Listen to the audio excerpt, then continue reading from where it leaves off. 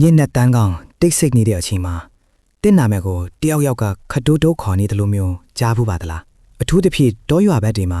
လူကြီးတွေအမြဲတမ်းတတိပေးလိရှိပါတယ်ဘသူခေါ်ထူးမကြည့်နဲ့တဲ့အခုဒီဇလန်တွေကကောင်လေးကတော့အဲ့ဒီအချက်ကိုမေ့သွားခဲ့လို့ဘယ်တော့မှပြန်မလာနိုင်တော့တဲ့ခီးတစ်ခုကိုထွက်သွားခဲ့ရပါပြီအောင်ခိုင်ဆိုတဲ့ကောင်လေးကနွေရာသီချမ်းပရက်မှာသူ့အဘွားတို့ရွာကိုအလဲပြန်လာခဲ့တာပါတညမှာတော့တငယ်ချင်းတွေနဲ့ Wi-Fi စကားပြောပြီးအိမ်ပြန်လာတဲ့အချိန်ဟာည7:00 နာရီကျော်နေပါပြီရွာထိပ်ကညောင်ပင်ကြီးနားရောက်တဲ့အခါလေထဲမှာတင်းပြတ်နဲ့ပန်းနံတစ်ခုနဲ့သူမောင်လေးဆိုတဲ့ခေါ်တန်လေးကိုကြားလိုက်ရပါတယ်အောင်ခိုင်ကလူငယ်ဆိုတော့မကြောက်ဖဲအတန်းလာရကိုလှည့်ကြည့်လိုက်တာပေါ့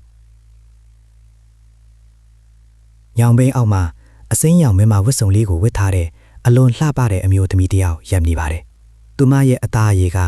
လာရောင်အောက်မှာဖြူဝင်းနေပြီးလက်ထဲမှာလည်းရှေးဟောင်းပစ္စည်းတွေထဲထားတဲ့ငွေဖလားကြီးတစ်လုံးကိုကင်ထားတာပါသူမကအောင်ခိုင်ကိုပြုံးပြရင်းမောင်လေးအမစီမှာရွှေတွေငွေတွေအများကြီးရှိတယ်အမကိုကူညီရင်အားလုံးပေးမယ်လို့ပြောပြီးညောင်ပင်နောက်ကတောလန်လေးထဲကိုခေါ်သွားပါတော့တယ်အောင်ခိုင်ဟာသူမရဲ့အလားပါမှာမိန်မောပြီးနောက်ကနေလိုက်သွားခဲ့ပါတယ်တဖြည်းဖြည်းနဲ့သူတို့ဟာရွာနဲ့ဝေးရာကိုရောက်လာခဲ့ပြီးအောင်ခိုင်ရဲ့မျက်စီထဲမှာတော့အဲ့ဒီနေရာဟာတောအုံမဟုတ်ပဲခန္ဓာထဲဝါလာတဲ့အင်ကြီးတစ်လုံးဖြစ်နေခဲ့ပါတယ်အမျိုးသမီးကသူ့ကိုရွှေငါးတွေပြည့်နေတဲ့ဒေသကြီးတွေကိုပြပါတယ်ဒါပေမဲ့အောင်ခိုင်တတိထားမိလိုက်တာတခုကအဲ့ဒီအမျိုးသမီးဟာစကားပြောနေပေမဲ့သူမရဲ့ခြေထောက်တွေဟာမြေကြီးနဲ့မထီပဲလေထဲမှာလွင့်နေတာပါပဲအတိဝင်လာတဲ့အောင်ခိုင်ကနောက်လှည့်ပြေဖို့ကြိုးစားပေမဲ့အမျိုးသမီးရဲ့မျက်နှာကရွတ်တရက်ပြောင်းလဲသွားပါတယ်လှပတဲ့မျက်နှာကနေအရေးပြားတွေရှောကျလာပြီးမျက်လုံးတွေကလည်းသွေးရောင်လွှမ်းသွားပါတယ်မင်းကငါ့နေရာမှာအစားဝင်ပေးရမယ်သူတွေလို့အော်ဟီရင်သူမရဲ့ရှည်ရလာတဲ့လက်စိမ်းတွေနဲ့အောင်ခိုင်ကိုဆွဲထားပါတော့တယ်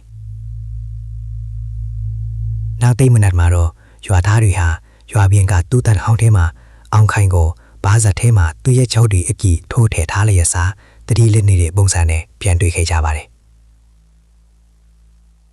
အောင်ခိုင်တတိပြန်ရလာပေမဲ့သူဟာအရင်လိုစကားမပြောနိုင်တော့တဲ့အပြင်ညက်တိုင်းညောင်ပင်ကြီးဘက်ကိုငေးကြည့်ပြီးတယောက်တည်းရေနေတတ်ပါတော့တယ်ပရိသတ်တို့တော့ညက်ဘက်လမ်းလျှောက်ရင်းတယောက်ယောက်ကကိုယ့်နာမည်ကိုခေါ်သလိုမျိုးကြားရင်ဘာလုပ်ကြမလဲကိုယ်တိုင်ကြုံဖို့တဲ့မြန်မာဆန်းဆန်တရေပုံမြင်တွေရှိရင်လည်းကော့မန်မှာရေးပေးခဲ့အောင်နော်နောက်ထပ်ကြောချမ်းစရာဇာတ်လမ်းတွေအတွက် subscribe လုပ်ထားဖို့လည်းမမေ့နဲ့ဦးဗျာအားလုံးပဲပေးကင်းကြပါစေ